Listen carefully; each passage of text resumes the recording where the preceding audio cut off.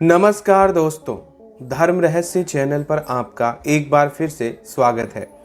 आज एक बार फिर से हम लोग सदस्यों के प्रश्नों को लेंगे।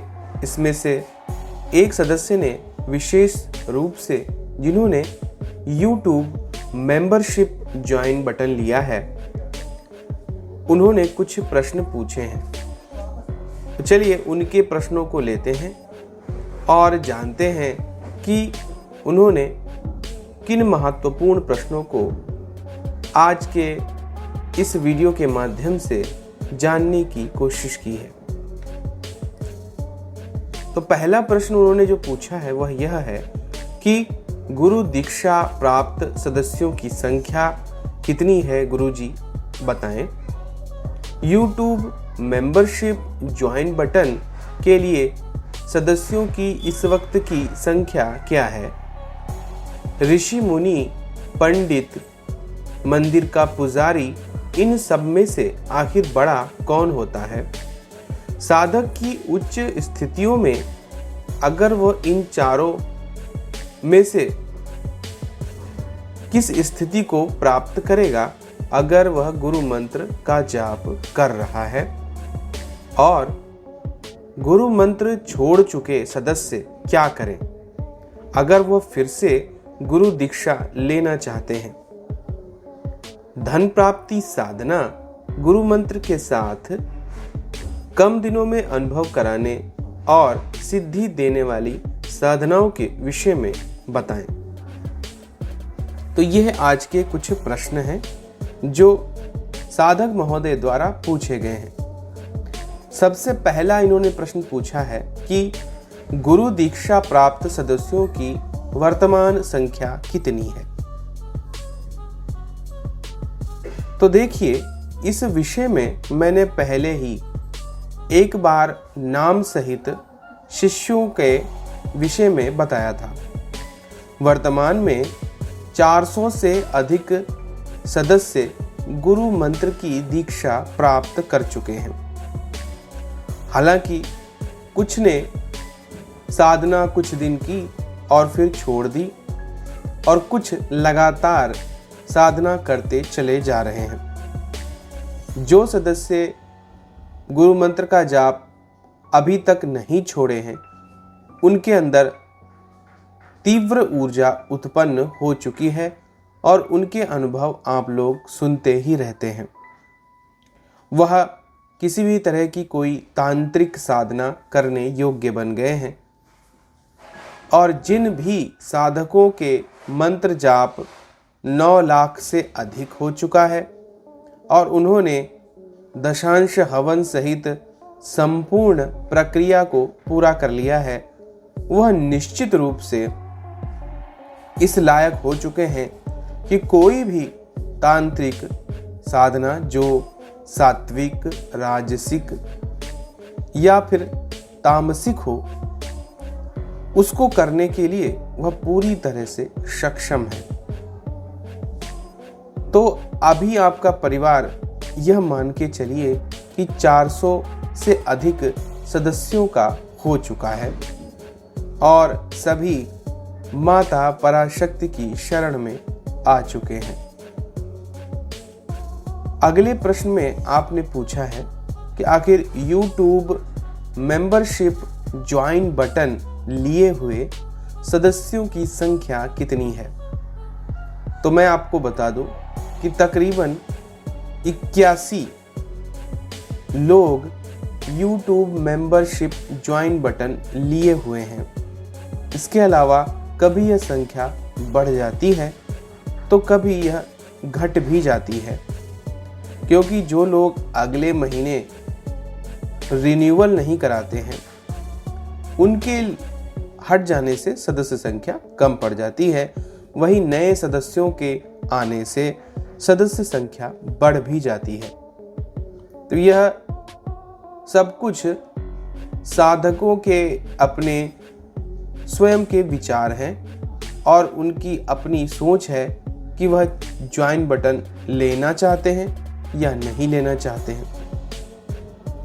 पर जहाँ तक मैंने अभी समझा है कि ज़्यादातर लोग YouTube मेंबरशिप सिर्फ इसलिए नहीं ले पाते हैं क्योंकि उनके पास इंटरनेशनल डेबिट या क्रेडिट कार्ड नहीं है, क्योंकि जब तक आपका डेबिट कार्ड या क्रेडिट कार्ड इंटरनेशनल पेमेंट को एक्सेप्ट नहीं करता है, तब तक YouTube मेंबरशिप उन्हें नहीं मिल पाती है।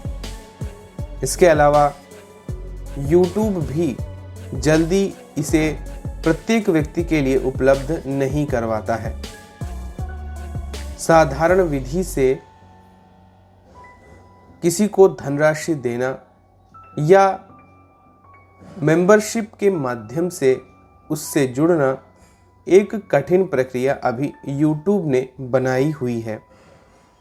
इसके अलावा अभी RBI की भी एक रूल आई है, जिसमें सितंबर महीने के बाद से जिन लोगों ने लिया है उन्हें फिर से ज्वाइन करने के लिए कहा गया था।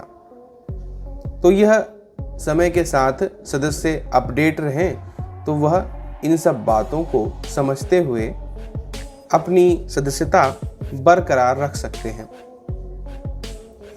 अब अगला प्रश्न आपने पूछा है कि ऋषि, मुनि, पंडित, ब्राह्मण, मंदिर का पुजारी, इन सब में आखिर उच्च कौन होता है?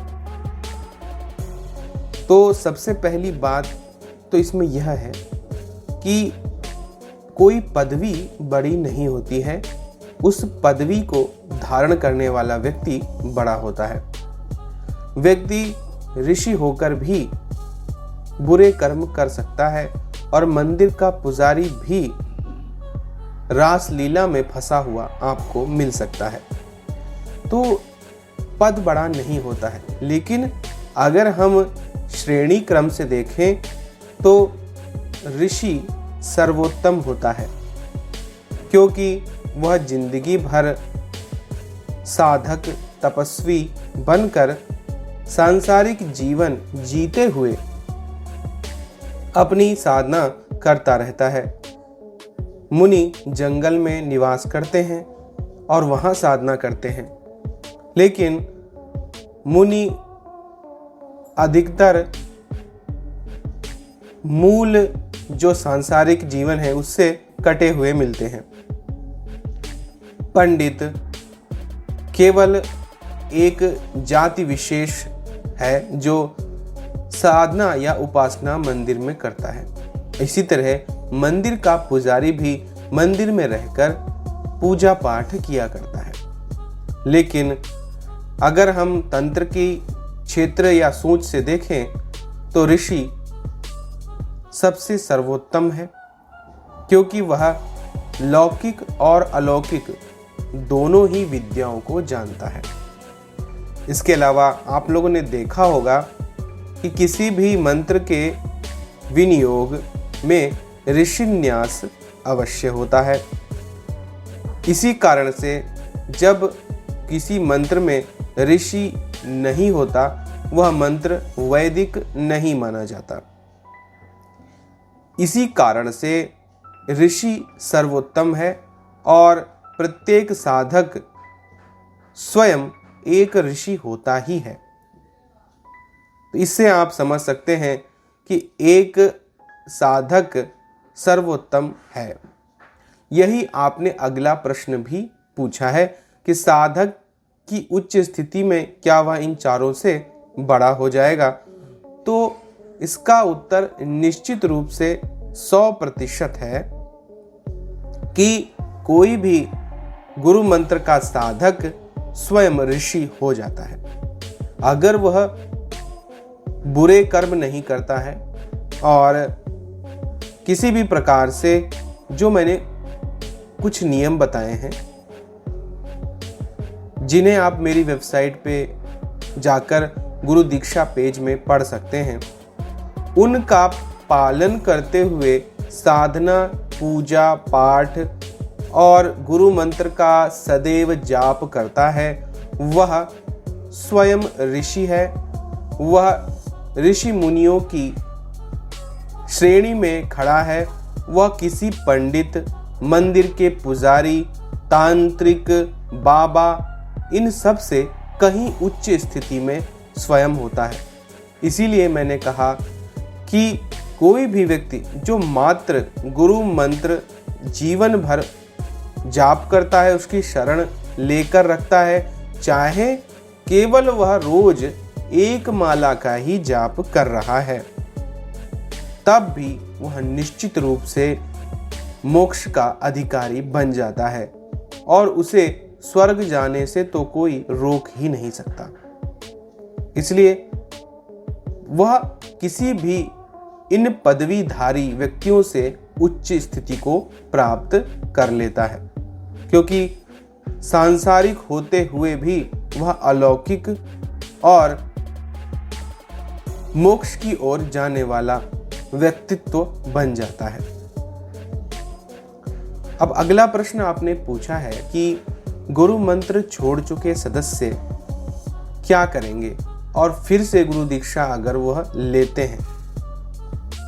तो सबसे पहली बात मैंने पहले ही कहा था कि कैसी भी स्थिति हो, साधक को गुरु मंत्र कभी नहीं छोड़ना चाहिए, क्योंकि अगर आपने परमात्मा की शरण ले ली, माता पराशक्ति के पास जाने की पूरी तैयारी कर चुके हैं, तो फिर क्यों भटक रहे हैं। जीवन भर केवल एक शरण होकर गुरु मंत्र का जाप कीजिए। और किसी वजह से मान लिया कोई व्यक्ति बीमार हो जाता है या शारीरिक रूप से कुछ ऐसी स्थिति पैदा हो जाती है कि वह मंत्र जाप नहीं कर पाता है, तो ऐसी अवस्था में मैंने 1 महीने की छूट दी हुई है। लेकिन अगर 1 महीने से ऊपर का समय निकल जाता है तो वह व्यक्ति फिर से गुरु मंत्र दीक्षा अगर लेना चाहता है तो उसे सब कुछ वहीं से शुरू करना होगा, यानी मुझसे उसे उसी प्रकार गुरु मंत्र प्राप्त करना होगा, उसी तरह सारी विधि को अपनाना होगा। क्योंकि आपने किसी का साथ छोड़ दिया है तो उसे फिर से प्राप्त करने के लिए शुरू से शुरुआत करनी चाहिए।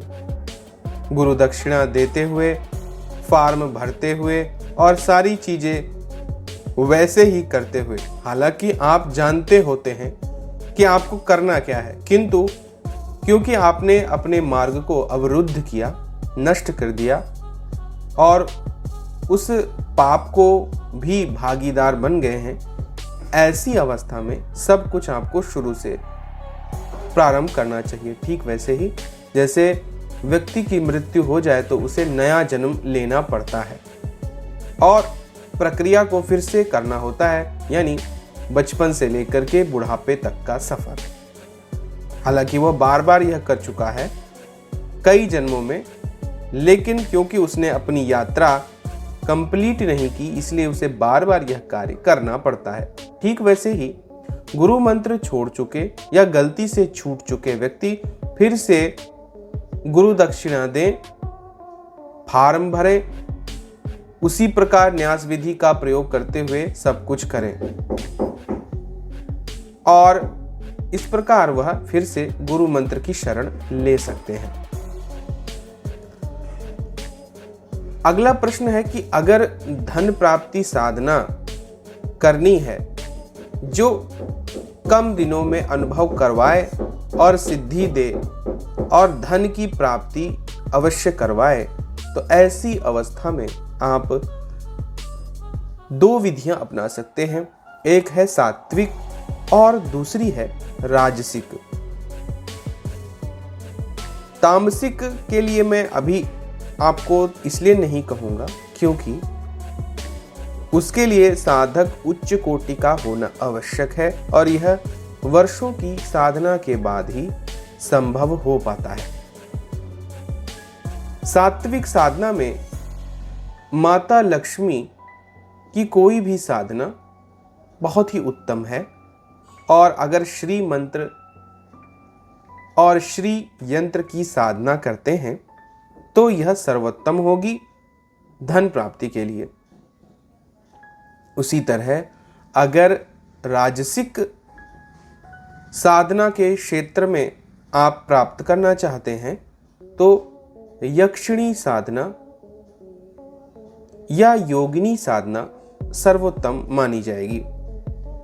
तो अगर माता लक्ष्मी की यक्षिणी कोई है उसकी साधना करते हैं तो सबसे उत्तम बात है, या फिर किसी भी योगिनी की साधना भी कर सकते हैं और उस योगिनी का संबंध श्री कुल से होना चाहिए। श्री कुल ऐसा है जो आपको डर और भय से दूरी बनाकर रखेगा, क्योंकि काली कुल में भय और क्रोध दोनों बहुत अधिक देखने को मिलता है। इसलिए श्री कुल की तरफ ज़्यादा आपको बढ़ना चाहिए प्रारंभिक तौर पर। बाद में जब आप उच्च कोटि के साधक होंगे तो तामसिक साधना करके भी बहुत ही आसानी से धन प्राप्ति के विभिन्न मार्ग अपना सकेंगे। और अगर केवल गुरु मंत्र का भी साधक है तो हवन में श्री फल डालते हुए सदैव साधना करे और माता लक्ष्मी के स्वरूप का ध्यान करे तो भी उस व्यक्ति के जीवन में समस्त धन की बाधाएं नष्ट हो जाती हैं और सदैव के लिए धन प्राप्ति के मार्ग उसके लिए खुल जाते हैं। तो यह थे आज के कुछ प्रश्न। अगर आपको पसंद आए हैं तो लाइक करें, शेयर करें, सब्सक्राइब करें। आपका दिन मंगलमय हो। धन्यवाद।